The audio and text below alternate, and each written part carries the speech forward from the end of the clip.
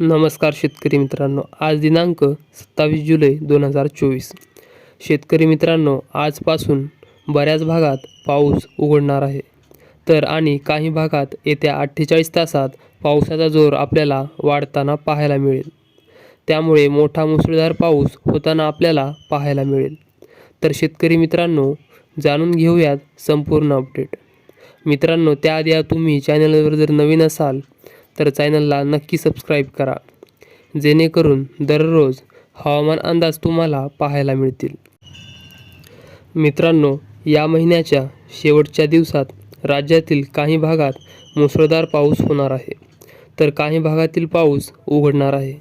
मित्रांनो, यात चंद्रपूर, अकोला, गडचिरोली, गोंदिया, भंडारा, यवतमाळ, वाशिम, वर्धा, बुलढाणा, नागपूर सर्व विदर्भात येत्या 48 तासात जोरदार पावसाचा अंदाज हवामान विभागाने वर्तवला आहे. मित्रांनो, मध्य महाराष्ट्रातील बहुतांश भागात सूर्यदर्शन पाहायला मिळेल, तर काही भागात ढगाळ वातावरण राहील.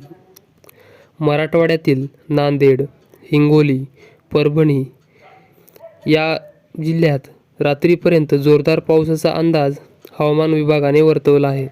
पण लातूर, छत्रपती संभाजीनगर व बीड या भागात ढगाळ वातावरण राहील असा अंदाज वर्तवण्यात आला आहे. तर शेतकरी मित्रांनो, असेच नवनवीन हवामान अंदाज पाहण्याकरिता चॅनलला नक्की सबस्क्राईब करा. धन्यवाद.